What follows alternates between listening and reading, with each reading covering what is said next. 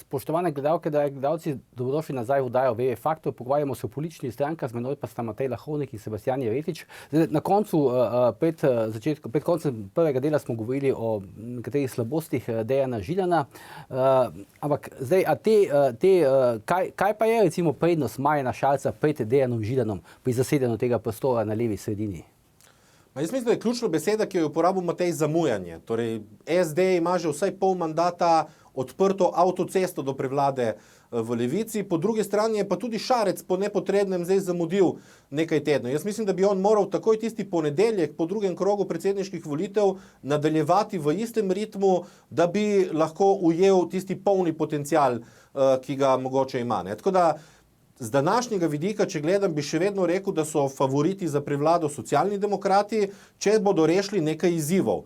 Glavni problem v tem trenutku je, da so padli v neko bolševistično dogmatičnost in da se v levem radikalnem kotu borijo za senco svoje preteklosti, torej vidijo v levici z Desusom in tako naprej temeljni prostorček, znotraj katerega se borijo za drobtine. Govoriš o levici Luke Mesca, ne? Tako, govorimo o levici Luke Mesca. In tukaj pozabljajo na Šarca, kako na levi sredini. Pustijo prostor na sredini. Jaz mislim, da med boljšimi analizami volilnega telesa... Sebastijan? Najprej, jaz mislim, da med boljšimi analizami volilnega telesa je izpostavil Zorko iz Valikona, da obstaja 200,000 volivcev, ki jih ne zanima ideologija, ki torej so, lahko rečemo, sredinski, ki gledajo na neke koristi, in to so tisti, ki skačejo od odhoda gospoda Drnovška iz enega na drugega. In to so tisti volivci, ki na koncu odločijo zmagovalca. Te volivce zagotovo ne bodo dobili z borbo za monopol državnega šolstva in s podobnimi borbami v levem kotu. Jaz mislim, da gre za to, da je v SD-ju prevladala ta neka retrokomunistična mentaliteta in da bodo morali oživiti tisti duh iz leta 2005 do 2008, ko je stranka šla v neko pot modernizacije takrat, in programske, in kadrovske, in tako naprej. Zdaj tudi, da malo skrajšamo tole, tudi tam na tej skrajni levici nastaja neka huda konkurenca. Tam bo absolutna Poleg Luke gužva. Mesca prihaja zdaj do neke druge leve stranke še, ki ne bi jo bodo Hanžek oziroma Gorazd Marinček, ne? Potem Janko Weber se spogleduje z skrajno levico, Franz Žnidaršič oziroma Demokratska stranka dela in podobno. Mislim, zakaj potem še socialdemokrati rinejo tja? Jaz mislim, da zaradi slabega strateškega premisleka in po drugi strani, če že rinejo v levi kot, je pa drugi veliki izziv SD-ja, ki mislim, da ga podcenjujejo. Kaj bodo naredili z Jankom Webrom? Janko Weber je podpredsednik stranke, je bivši predsednik parlamenta, bivši minister. Če gledamo danes na političnem parketu, mislim, da ima najdaljšo kariero. Stranka se do njega obnaša, kot da bi si želela, da gre ven, in mislim, da podcenjuje škodo, ki je lahko odhod Janka Webra iz stranke povzroči, predvsem v tem skrajnem levem kotu. Janko Weber je od odhoda iz vlade izjemno radikalen v svojih nastopih, je neke vrste slaba vest levice, opozarja na svinjarije levice, in če bi že hotela stranka zapreti ta levi bok, bi morala Jankota Webra boljše izkoristiti. Poslati ga na teren. Velik del mreže je naklonjen recimo Webru in je bil razočaran, da je stranka kar brez razprave podprla Pahorja na predsedniških volitvah. Tako da en izziv je ta, da se obrnejo proti centru, in drugi izziv je, da najdejo nek dialog z Jankom Webrom. V nasprotnem primeru lahko postane Janko Weber magnet te raztreščene trde levice in združi te nekatere manjše akterje in seveda s tem odščipne. A ti imaš občutek, da on ima takšen potencial? Jaz mislim, da ta potencial ima v teh krogih, tudi zaradi svojega delovanja zadnja leta. Vem, da so mu tudi sindikati kljub temu, da je zdaj precej generacijsko, naklonjeni, recimo, ne vem, pač malo starejših, kot si predstavljamo, neke pristaše Luka Mesca in podobno. Absolutno, ampak on ima recimo veliko zaslombo v sindikatih, v določenih drugih strukturah.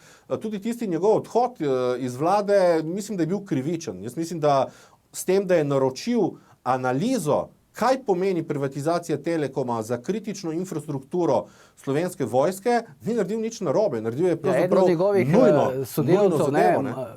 Ne vem, pač neuradnih sodelavcev Marko Golob pravi, da je Weber se takrat dokazal kot izpričan bojec proti privatizaciji, se pravi proti prodaji Telekoma Slovenije, in da bi pravzaprav mogel doživeti celo več čaščenja, ne pa ta krivični odhod iz vlade. Ja, jaz bi rekel, ne zaradi tega, ker je bil borec proti privatizaciji, ker to je njegov politični del.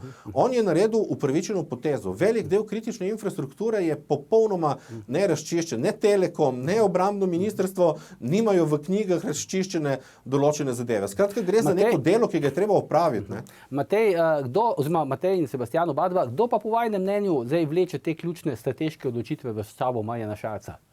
Recimo, da se ni odločil, da gre takoj po predsedniških volitvah v parlamentarno tekmo, da se je odločil še danes, recimo ravno danes in tako dalje. Kdo po vajnem mnenju zdaj vleče te odločitve? Kdo mu svetuje?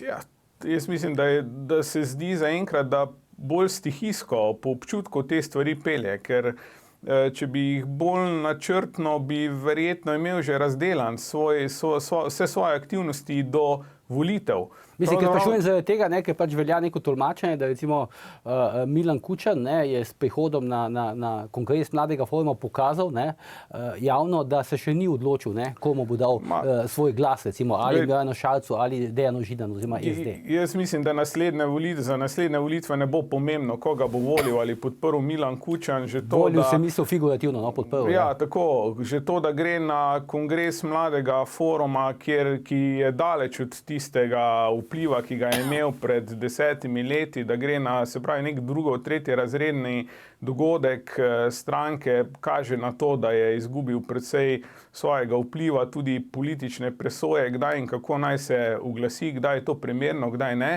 Tako da jaz mislim, da pravzaprav se ko govorimo o levi sredini, dogaja, je samo vprašanje, kdo si bo zabil več ali manj avtogolov. Namreč tudi Šarec ima pravzaprav srečo to, da se Dejan Židan očitno bolj ukvarja s tem, ali ga bo prehitel Luka Mesec ali ne, in ima priložnost, da ga sam Židana prehiti po desni proti sredini, ampak očitno tudi sam nekako nima občutka, kako bi celotno zadevo koncipiral. Zato pravim, da je ta december pravzaprav kažen, da na nek način niti SD, zaenkrat pa tudi Šarec še najbolje ne ve, kaj in kako, in je tu pač nek prazen prostor. In tisti, ki ga bo prvi znal zapolniti, bo v prednosti. A ni to zdaj malo nenavadno, da vsi, prej smo omenili Andraža Zorka iz Zakona, in pač oni podobni analitiki, ki pravijo, da Šarec cilja na teh 200.000 sredinskih glasov, da cilja tudi na desno sredino, da je na predsedniških volitvah dobil ogromno glasov iz strani desnice, danes ta, mislim, kako bi rekel, nek provizoričen program, teh par programskih točk, ki je danes objavil v medijih, pa je pravzaprav program dosti podoben programu skrajne levice. Kako bo s tem programom, podoben programu skrajne levice, recimo nagovarjal desne volivce? Kdo pa v Sloveniji od navadnih volivk in volivcev prebira programe posameznih vsi govorijo, da je pomemben program, pa to ne. Jaz mislim, da je zanašati se na program je najbolj zanesljiva pot do poraza na volitvah. Jaz mislim, da se bodo volivke in volivci odločali predvsem glede na to, kako so jim simpatični ali antipatični lideri strank, seveda pa tudi bodo gledali, kakšna je ekipa, kaj pravzaprav zagovarjajo. Neke osnovne gabarite programa ampak tu govorimo o tistih ključnih programskih točkah. Nekih podrobnosti pa niti jaz mislim, da ne bo rabo. Na vse zadnje prav Cerarjev uspeh dokazuje, da lahko v Sloveniji zmagaš tudi brez programa. In na podlagi Cerarjev v bistvu naredil neko projekcijsko platno, na katerega so vsi projicirali volivke in volivci tisto, kar so si želeli. In verjetno Šarec igra na neko podobno igro. Zdaj, ali bo to še enkrat mogoče odigrati na enak način, je veliko vprašanje. Predvsem zato, ker ko je Cerar zmagal te volitve, ne smemo zanemariti, da je bil takrat desno-sredinski lider, prvak SDS-a, takrat neupravičeno v zaporu, da je bila leva sredina takrat precej razsuta, popolnoma je bil spor Janković-Bratušek, sedaj je situacija povsem drugačna. Vendarle SD še ima neko možnost, da se vzpostavi tudi na levi sredini kot alternativa, če seveda tega ne bo zapravila. Gospodarske razmere so bistveno boljše kot leta 2014, ker je pač svetovna konjunktura, in pravzaprav je čudež, kako Cerarju uspeva zapraviti vso tisto podporo, ki jo je imel še pred 3 leti in pol. Tako da razmere so drugačne in tudi zato je vprašanje, ali lahko Šarec seveda tudi na enak način doživi uspeh kot Cerar. Jaz mislim, da na enak način zelo težko.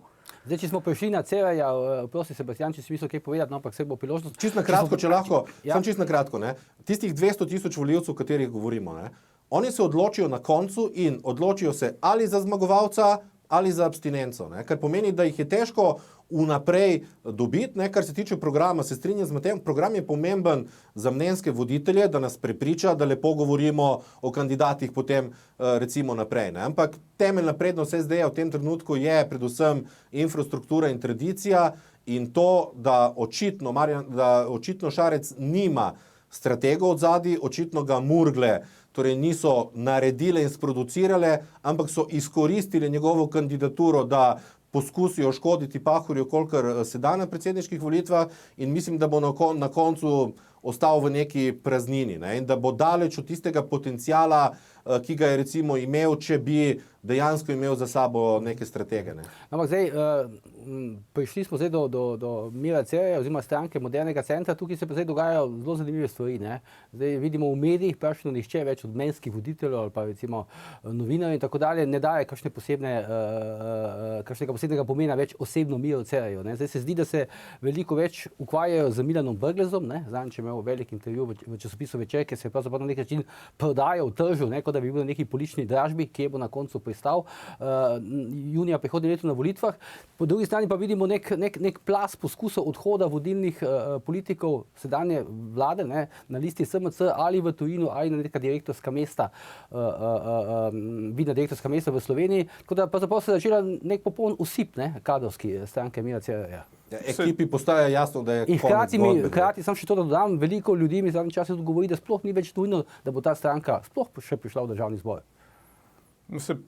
To je dejansko veliko vprašanje, odvisno od tega, kaj se bo dogajalo na levi sredini. Več ali manj je očitno, da so tudi nekateri mnenjski voditelji na levici, tudi mediji, že precej odpisali Mira Cerarja kot neko resno alternativo na naslednjih volitvah in bodo stavili bodisi na SD ali pa na Marjana Šarca. In jaz mislim, da seveda Cerarju se lahko zgodi, da ga bodo ravno tisti, ki so ga povzdigovali najbolj zadnja 3 leta in pol ali pa zadnja 3 leta, da ga bodo tik pred volitvami mu obrnili hrbet in takrat se zgodi, da bo podpora SMC-ju zgrmela, celo pod parlamentarni prag, čeprav zaenkrat to, da jim ne bi uspelo priti v parlament, resnici na ljubo ne kaže. Predvsem so gospodarske razmere tudi v vsem svetu, smo priča svetovni konjunkturi in pravzaprav je res čudež, kako je uspelo Cerarju tako strmoglaviti s podporo njemu in stranki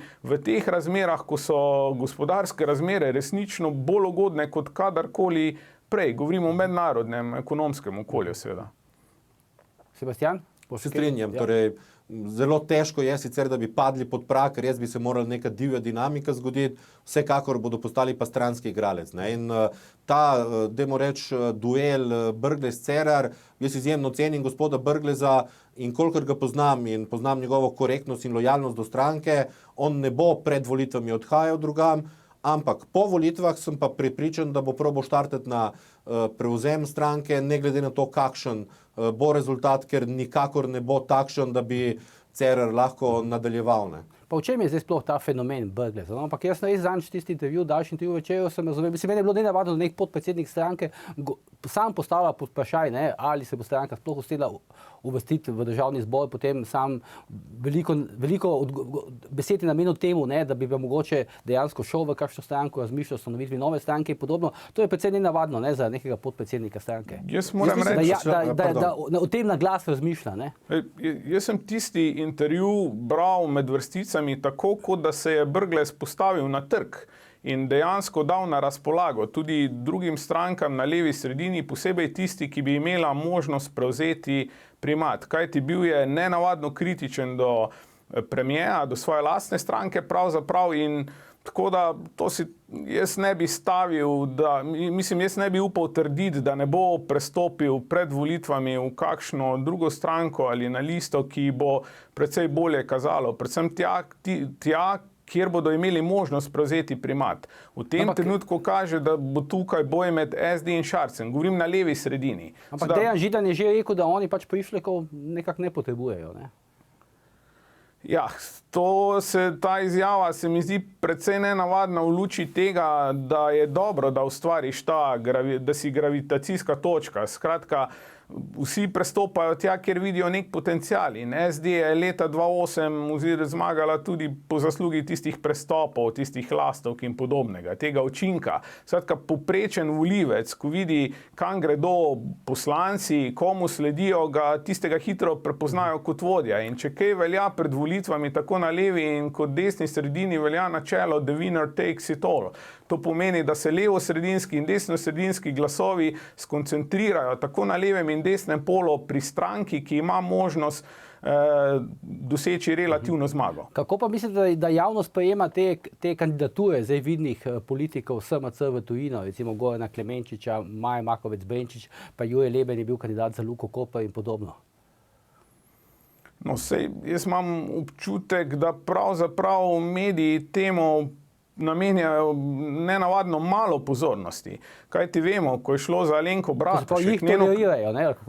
Predvsej nenavadna toleranca zaenkrat, ker če se prav spomni, so Alenki Bratušek celo premetali hišo MPU, zato ker naj bi se samo kandidirala oziroma ker naj bi storila kaznivo dejanje zaradi svoje kandidature za evropsko komisarko. Skratka, zdaj je Makovec-Brenčič naredila enako, ne, ali pa podobno? Ja, v bistvu tu imamo spet neka dvojna merila. Tisto, kar ni bilo dovoljeno prej zdaj. Mislim, da nočejo brcati v truplo, da vidijo, da je zgodba zaključena tam, ampak bi pa rekel, jaz verjamem, da bo Brglez ostal lojalen stranki. To, kar si pa prej vprašal, zakaj ta fenomen Brglez pri novinarjih in določenih mnenjskih voditeljih, jaz mislim, da predvsem cenijo njegovo integriteto. On je na trdi levici, kar se tiče človekovih pravic, torej progresivnosti, in mislim, da so to v teh letih prepoznali in da bo to prevladalo nad oportunizmom, ker kot je rekel Matej, najbolj pametno bi bilo seveda v tem momentu pristopiti k nekemu zmagovalcu, ker je blagovna znamka. Dobro, zdaj imam pa jaz nažalost kar nasilo prekiniti to debato, hkrati, ker se približujemo v koncu oddaje, hkrati moram se pravičiti gledalkam pa gledalcem, ker še nismo načeli niti stranke Desus, kaj šele stranke na desnici, zato bomo to pač naredili v eni od naslednjih oddaj, ki bomo počem pač namenili samo desnici. Matej, Sebastian, hvala, da ste bila danes tukaj z nama v studiu, odprli smo res eno široko paleto vprašanj, desnico pa skratka obdelamo drugič. Zdaj pa na oglase.